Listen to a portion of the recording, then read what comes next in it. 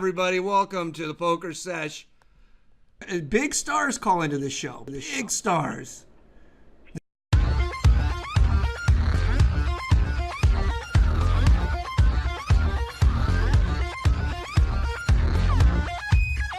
Because I was watching Live with the Bike last week, right, and I feel like the most important hand was the hand with Bryce versus Josh. Right. So this is a very contested hand, and I feel like a lot of people have different opinions on it. So I want to get your opinion on it. So I'll just go over the hand history. I don't know the exact details of like how it went down. I watched it live, and I only watched it once, but I tend to have a pretty photographic memory for this stuff, so I'm usually it's one of my actual. Speaking of things about poker players, I think that most great poker players sort of do have a photographic memory for this stuff. I'm not ragging on you right now because you might not remember it exactly. No. But I remember how I just don't remember the exact bet size. Okay, which is the problem. So, I have a pretty good memory of this stuff. I mean, I remember enough of it to know. I think I remember the hand well enough, and if I make a mistake, let me know. All right, or if I make a mistake, you let me know. Okay. All right, so how I remember it goes down. Bryce opens to 80 from middle position, gets called by the button, which was Josh, and then I think it goes either two people call additionally or one.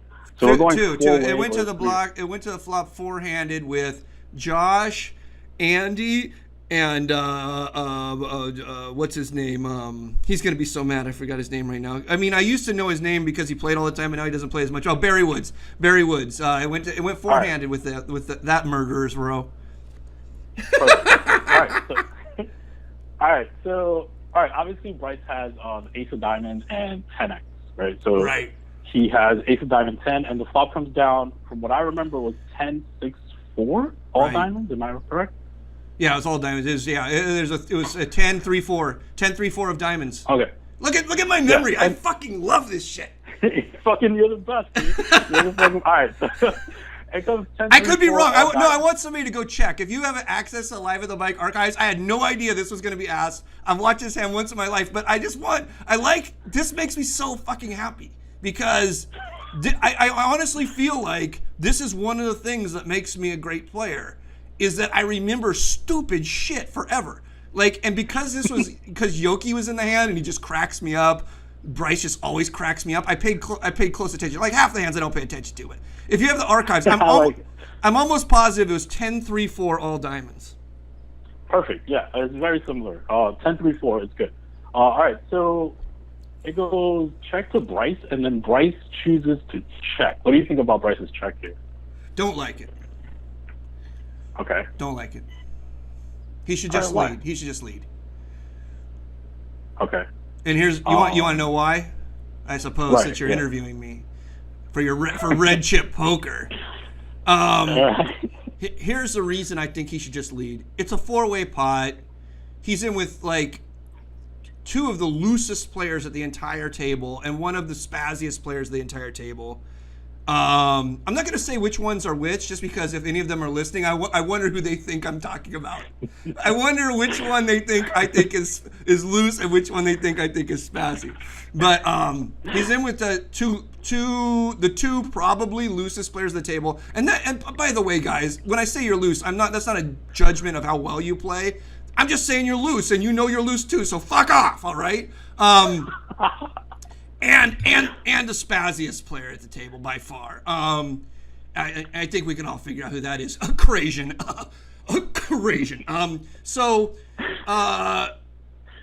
When you're in a multi-way pot like that with that lineup, you just bet. Okay. All right. So this is why I think Bryce checked. So this is the reason why I would check, and I feel like me and Bryce are kind of in the same ballpark here. I bet I know why. It goes back. I bet I know why. Yeah, I'm sure you do. It's because I feel like he's going to want to check a lot of hands on this board. Exactly. So but that's just bad logic, in my opinion. I'm not getting on. Why? Because... No. Of course, it's fine. I just want to know why you think that's bad. Because I feel like we're checking a lot of hands on this board type, so we're going to want to, protect our range here, so to speak. Because none of these fuckers are paying attention to that at all. Ever. under any circumstances, you're going to play a monotone board in a raised pot 4 ways against Josh, Barry Woods, and Andy about 1.2 times in your entire fucking life. You don't need to worry about whether you want to check boards like this to balance in this spot.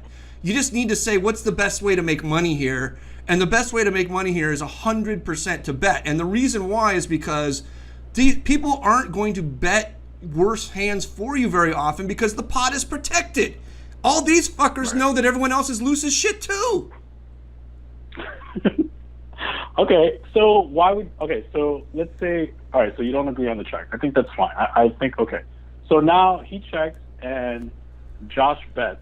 It folds back to Bryce, and Bryce chooses to check raise. Right. So what do you think? What do you think about it as played now?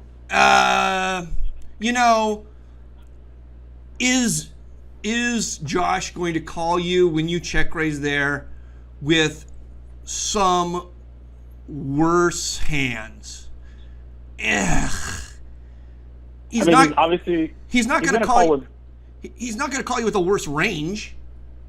You probably could find a worse hand, but I don't think he's... of course, like King of Diamonds 10, King of Diamonds Jack, like those kind of hands. Right. Well, yeah, maybe. King of Diamonds Jack, maybe. King of Diamonds 10 for sure. So, I mean, but then when you start thinking about all the hands that he'll call you with that have you beat, I think that he'll call you with some worse hands, but he won't call you with the worst range. Because the pot was 4 ways, and you were the pre-flop raiser, and your check raise looks pretty damn strong.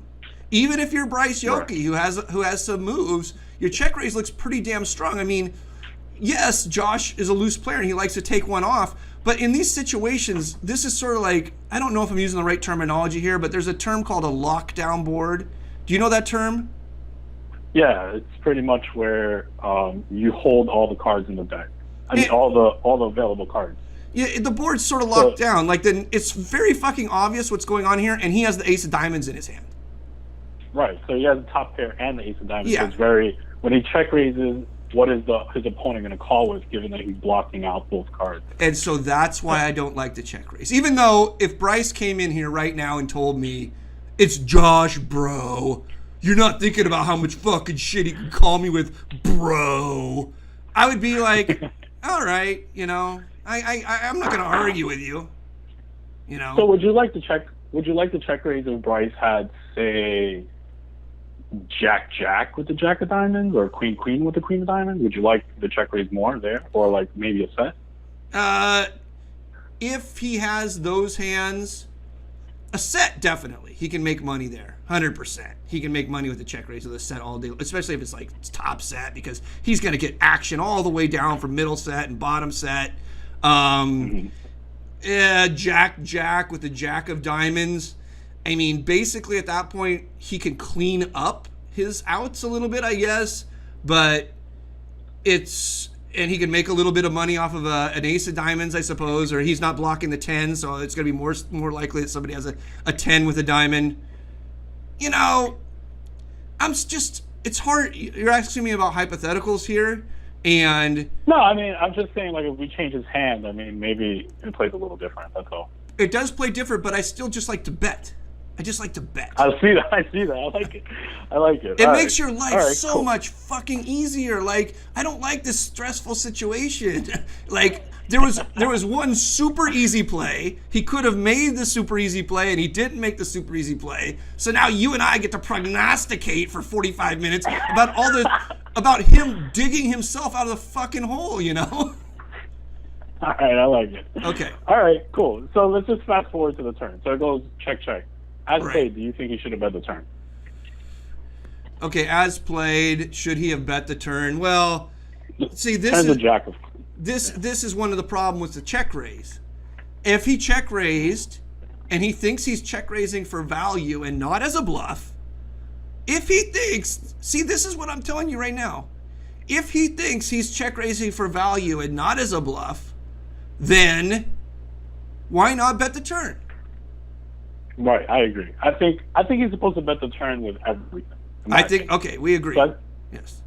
I agree. I think, like, if if he has ace of diamond king, he would bet the turn. If he has ace of diamond queen, he would bet the turn. Right. If he had sets, he would bet the turn. If he had flushes, he would bet the turn. I There's think really no reason for him to check this hand. I think that him not betting the turn was basically proof that he shouldn't have check raised the flop. Unless he just bets the turn, then it's fine. Right? Yeah, him not betting the turn was proof that he shouldn't check raise the flop, because he thought he figured it out in between the dealer burning and the dealer turning. He figured out, he figured out, All right, so the river comes to queen of spade now. So now the board reads 10-3-4 queen, jack queen, right? And then Bryce checks, Josh bets, and Bryce piles it. Right. What do you think? You know, he's piling because he has the blocker. He has a diamond. So what do you think? At this point, it's just sort of like pure fancy play syndrome. I mean, he's creating a leveling war, okay? And I'm gonna here's some tips for guys. Some people in the chat are saying like, "Oh, this is boring," but you're actually learning a lot, you fucking nitwits. And this goes to the red chip people who think this is boring too. Just fuck all of you. No, I'm just kidding. No, I mean, you're going to learn something here, and I'm going to tell you something. I see that the calls are pouring in. Guys, I can't answer the calls right now. I'm in the middle of a bit really... After this hand, we'll take a call. I'm in the middle of a very important interview. I can't answer these calls right now. Here, I'm going to tell you something about Magic Mike. Yes, I know it keeps ringing, you fucking nit. I just told you that I'm not taking calls right now. So... this is the important point that I'm going to tell the red chip poker fans, so that they come over to and listen to me listen to PokerSesh.